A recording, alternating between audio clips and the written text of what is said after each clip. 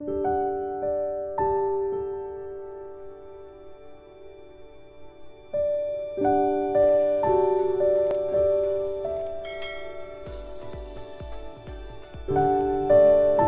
pagi. Assalamualaikum warahmatullahi wabarakatuh. Waalaikumsalam warahmatullahi wabarakatuh.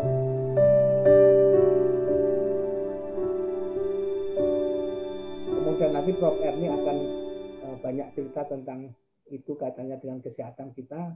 Sekaligus kita bisa berkonsultasi dengan beliau karena beliau ini salah satu orang yang banyak dijadikan tempat bertanya oleh mahasiswa, banyak yang berguru ke beliau. Beliau juga menekuni dunia herbal, jadi lengkap sekali. Dan kita berbahagia di sela-sela kesibukannya Prof. Erni ini bersedia mau gitu. Monggo, Terima kasih Mbak Singgi. Assalamualaikum warahmatullahi wabarakatuh. Salam sejahtera. Salam sehat untuk kita semuanya. Saya lebih cenderung nih kalau ngomong-ngomong trans itu kayak Transjakarta aja ya gitu ya. Kebetulan saya dulu diminta untuk memang mengklarifikasi bahwa minyak goreng yang didapat dari kelapa sawit itu tadinya kan sebetulnya masih banyak beta karotin dan sebagainya ya awal mulanya. Ini contoh saja yang kemudian beta karotinnya dihilangkan, di bleaching sehingga habis vitamin beta karotinnya. Dan itu ternyata begitu sudah menjadi jernih, jadi enak warnanya, terlihat baik dan sebagainya. Kok jadi ada sambungan ya? Itu ternyata Kemkes minta bahwa itu perlu dilakukan fortifikasi dengan vitamin A. Nah gitu, jadi percuma gitu rasanya dulu. Padahal kalau itu mengandung salah satu vitamin A, apakah bentuk retinolic acid atau beta karotin, itu sebetulnya akan mencegah terjadinya oksidasi pada minyak tersebut, begitu ya. Tapi ternyata kan tidak, karena hanya kepentingan mata dan kepentingan rasa. Kalau mata mungkin karena warnanya merah, minyaknya kan jelek banget ya warnanya. Tapi kemudian rasanya juga mungkin tidak. Nah itu salah satu yang sebetulnya saya terpicu dengan tadinya ngomong minyak trans dan sebagainya. Dan ternyata di dalam kemasan minyak itu selalu tertulis tidak mengandung kolesterol trans atau tidak mengandung lemak trans. Selalu ada kata-kata itu. Jadi artinya apa? Saya kebetulan juga di situ menyebutkan bahwa terkait tadi vitamin A yang larut di dalam minyak. Dan itu sangat penting sekali karena dipakai untuk kepentingan sekarang banyak untuk mencegah kebutaan misalkan. Dikonsumsi itu sekarang banyak yang dalam bentuk yang itu ada minyaknya kan, karena ada larut di dalam minyak. Tapi ternyata vitamin A-nya yang dipakai tersebut adalah hasil sintetik dan hampir semua hasil sintetik mengubah struktur dari cis menjadi trans. Dan kalau itu sudah menjadi trans di dalam tubuh seseorang, itu apalagi kalau dipakai untuk misalnya mencegah kebutaan, misalkan saja tadi vitamin A, dan harus larut dalam minyak, dan minyaknya juga trans misalkan, maka di dalam reseptor yang ada di retina, dia tidak bisa mempengaruhi istilahnya perbaikan pada kondisi minyaknya atau vitaminnya masih dalam bentuk trans. Karena itu tubuh harus mengubah menjadi cis. Nah, kalau orang-orangnya tadi sudah dikatakan oleh Ibu Raffi, dia cuma makan minyak dan karbohidrat misalkan, tidak ada protein, tubuh di dalam tubuh tidak ada enzim yang bisa digunakan untuk mengubah dari trans menjadi cis. Dan itu terus berkaitan, harus seimbang. Itulah penting sekali bahwa kita perlu minyak, perlu protein, perlu karbohidrat, tapi harus bentuknya yang cis kalau bisa. Dan karena itu dari alam hampir semuanya dalam bentuk cis, kecuali kalau tadi dilakukan sintetik atau dihidrogenisasi, maka akan berubah menjadi trans. Dan itu yang kita harus awal mulanya. Jadi saya senang sekali Bu Raffi sudah mengingatkan kepada saya bahwa kita memang belajar lemak. Tapi penelitian saya bukan dari lemak saja, dari fruktos. Jadi high fructose diet yang banyak digunakan di Amerika atau di negara maju, mereka mengonsumsi namanya high fructose diet di corn syrup, jadi dari minyak jagung. Dan itu ternyata fruktos yang tinggi tadi, itu karena dia metabolismenya menjadi di asil gliserol, maka dia akan banyak menyebabkan trigliserida. Lebih tinggi dan lebih cepat dibandingkan kalau kita makan kolesterol. Karena beda. Struktur metabolismenya berbeda.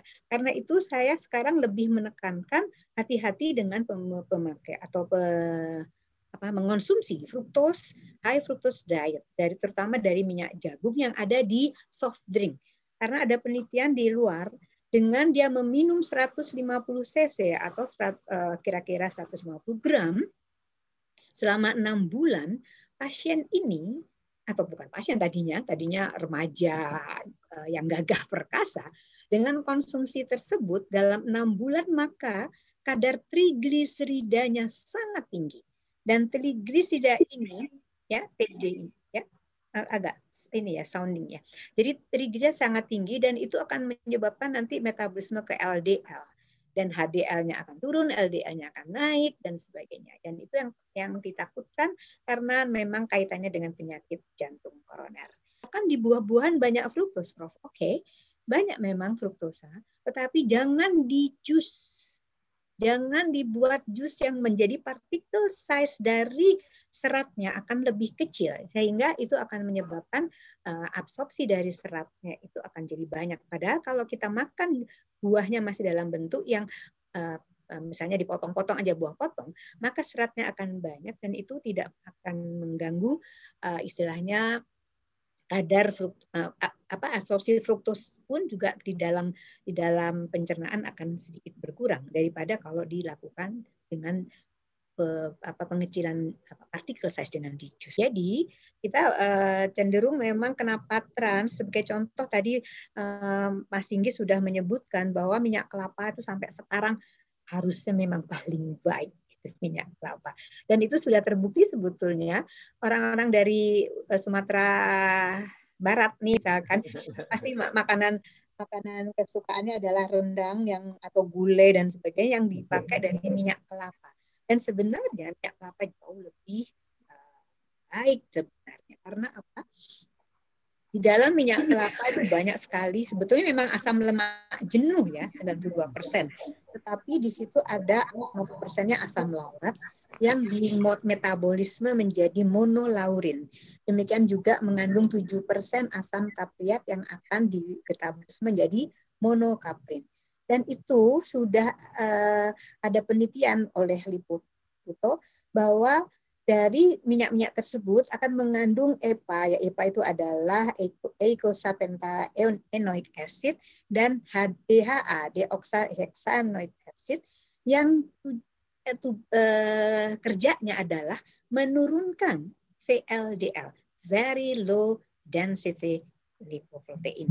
Jadi itu yang justru kita harus mengangkat lagi minyak kelapa bahwa dia banyak sekali mengandung EPA dan D.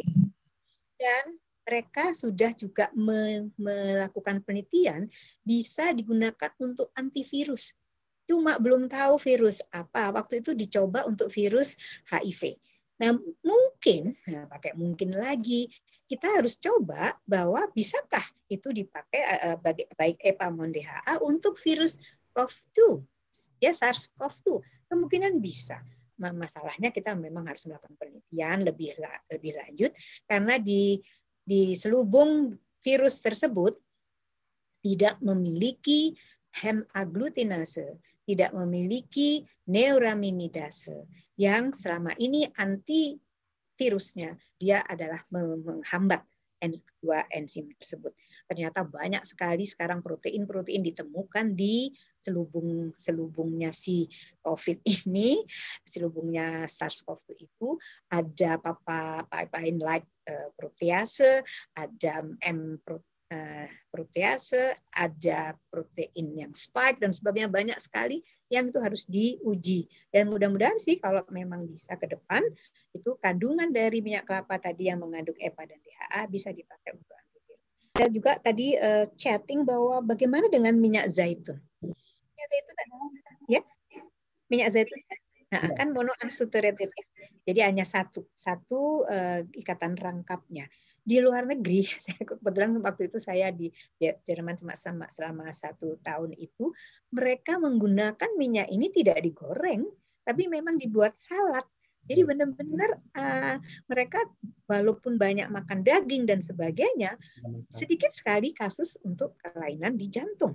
Kenapa demikian? Kita konsumsi minyak zaitun sangat tinggi di sana. Dan tidak digoreng. Kita pengennya udah minyak zaitun mahal-mahal digoreng lagi yang jadi untuk apa lagi. Jadi ternyata hasil penelitiannya bahwa minyak zaitun itu dapat menurunkan LDL tanpa berpengaruh pada HDL-nya. Jadi HDL-nya tetap tinggi, tapi LDL-nya akan turun. Jadi kita memang harus banyak sekali membaca lagi bagaimana perlunya kita apakah perlu nggak sih yang saturated atau yang unsaturated. Ternyata yang unsaturated ini itu yang bermasalah karena polyunsaturated fatty acid kalau dipanaskan atau digoreng pasti akan berubah menjadi trans. Sudah pasti berubah menjadi trans. Apalagi menggorengnya sampai 2 atau 3 kali ya, pasti akan berubah menjadi trans dan akan meningkatkan gugus peroksida dan radikal bebas yang lain. Dan kita tahu bahwa hampir semua penyakit yang ada di dalam tubuh kita dipicu dengan adanya radikal bebas. Karena itu seringkali stres nih, padahal bukan stres jiwanya, tapi stres oksidatif yang memicu terjadinya kanker, memicu terjadinya gangguan di sirkulasi darah, akhirnya ke gangguan vaskuler, dan hampir semua. Karena itu kita selalu minta atau memberikan vitamin ataupun bahan-bahan yang bersifat antioksidan. Ya, jadi tadi itu sebetulnya kalau minyaknya masih mengandung vitamin A atau paling tidak beta karoten, ya, sebenarnya dia akan mencegah terjadinya oksidasi terhadap minyak tersebut. Ya tentu saja kalau digoreng beberapa kali pasti akan berubah. Dan memang ada penelitian sebetulnya, jadi yang saturated fatty acid, yang saturated, ya, jadi sebenarnya bisa juga meningkatkan risiko penyakit jantung 17%, terutama yang trans. Karena saturated itu ada 2, ada yang ternyata yang saturated yang tidak trans, ada yang trans. Jadi ini yang kita harus benar-benar melihat struktur kimia dari minyak tersebut trans atau bukan. Jadi kalau dari alam umumnya adalah yang cis ya, dan ternyata pada minyak kelapa sawit itu palmitatnya yang rantai panjangnya itu tinggi sekali. Jadi itu yang kita harus bedakan bahwa pada minyak kelapa rendah ya, sedangkan di minyak kelapa sawit tinggi sekali. Nah, sebenarnya pada minyak kelapa sendiri yang ikatan tidak jenuhnya yang ganda yang panjang rantainya, contohnya misalnya arachidonat. Arachidonat itu sebenarnya juga dipentingkan oleh tubuh karena bisa memerlukan untuk pembentukan trombin ya, jadi artinya ke sana. Karena itu kalau itu trombinnya diproduksi kan sebetulnya untuk mencegah terjadinya perdarahan sebetulnya. Tapi karena sekarang kita banyak makan steroid, kalau itu sedikit-sedikit ada infeksi, ada alergi, kasih steroid. Padahal steroid itu sangat penting sekali untuk memblok asam arachidonat ini ya. Jadi itu akhirnya terjadilah trombinnya akan turun, terus kemudian yang lainnya akan turun, maka terjadi perdarahan. Jadi itu yang kita juga harus belajar secara kaskade bagaimana kita perlu arachidonat itu untuk ke sana. Jadi sebenarnya asam lemak yang tak jenuh yang bentuk trans, baik yang jenuh maupun tidak jenuh bentuk trans itu memang sangat berbahaya dan juga dapat juga terdapat juga pada susu, daging dan lemak. Karena itu kita juga harus hati-hati kalau dagingnya itu memang mengandung juga lemak yang tidak jenuh yang trans juga pastinya berbahaya. Walaupun sebetulnya kita perlu. Dan sebenarnya kita juga aman kok kita makan daging dan sebagainya, tapi konsumsinya memang harus dibatasi. Jadi banyak-banyak cuma 2% aja, jangan banyak-banyak. Ya. Jadi kita harus membatasi dari makanan tersebut. Dan tadi kenapa sih kok selalu trans? Kenapa? Memang jelek sekali efeknya pada tubuh.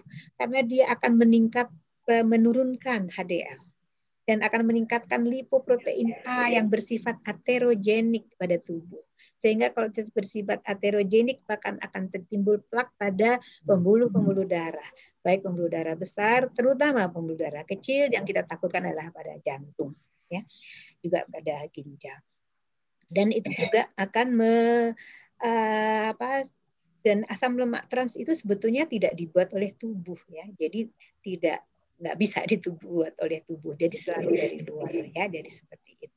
Dan itu yang hanya tambahan saja bahwa kita perlu juga lemak. Hanya kita harus membatasi secara seimbang. Keseimbangan makanan.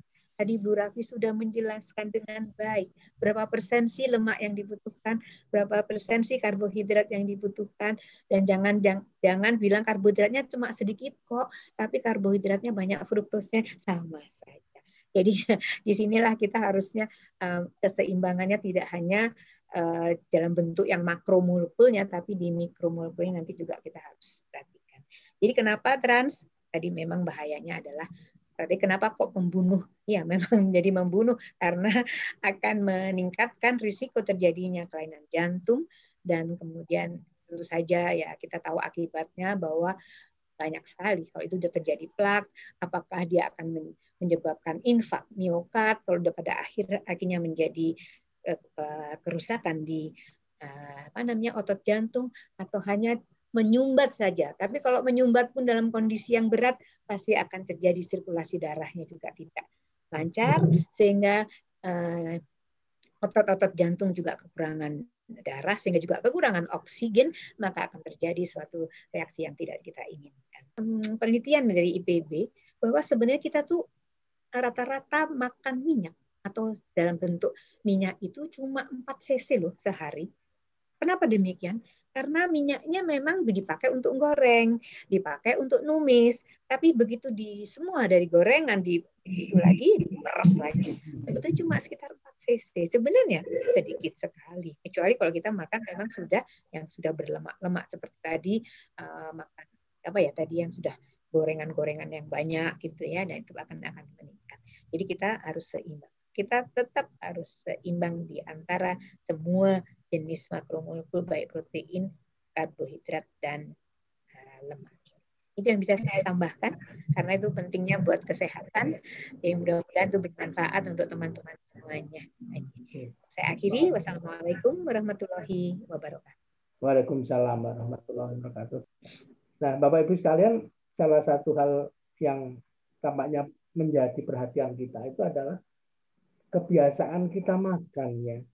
Kebiasaan makan yang menggunakan minyak itu untuk menggoreng. Dan pada saat digunakan untuk menggoreng itulah terjadi banyak hal karena pada suhu tinggi. Tadi sampaikan juga Prof. Erni, terjadi oksidasi menghasilkan peroksida, itu juga memicu terjadinya kanker. Karena peroksida itu radikal bebas, ya, yang harus kita hindari. Makanan-makanan, minuman radikal bebas itu yang harus kita hindari juga. Gitu. Nah, Bapak-Bapak sekalian, tadi sudah disampaikan juga ada pertanyaan tentang minyak zaitun, ya. Nah, ternyata bagus juga minyak zaitun itu kalau bukan untuk goreng gitu, lagi-lagi karena memang kalau untuk goreng itu yang paling sakti itu memang minyak kelapa. Tadi Prof. Erni juga sepakat tadi itu kuat sekali minyak kelapa itu dibandingkan minyak bunga matahari, minyak minyak jagung, canola itu, ya. Itu ya kelapa dibandingkan dengan sawit pun ya kelapa itu lebih kuat gitu. Dan ini yang masalah kita karena kita beralih ke sawit gitu. Kelapa sebenarnya kita agak kenal lah. Kalau misalnya kita baca-baca di artikel di luar negeri mengatakan minyak kelapa jahat itu, ya memang mereka kan tidak digunakan untuk goreng. Ya. Dianggap jahat karena panjang dan lebih jahat lagi itu produk Asia gitu. Dianggap mereka itu triglycerida itu tidak kalah berisikonya dibandingkan kolesterol. Kita selama ini selalu kolesterol jahat gitu ya. Padahal banyak yang jahat lainnya kita lupa gitu. Jadi sekarang menjadi kita lebih aware lah gitu. Kita juga perlu melihat triglycerida, kita perlu melihat juga trans ya, minyak trans yang menurut Prof. Erni termasuk paling jahat sebetulnya itu karena dia itu bisa mendorong ke bentuknya flak. Kalau sudah flak itu jadi deposit nanti mengendap di saluran darah, nyumpet.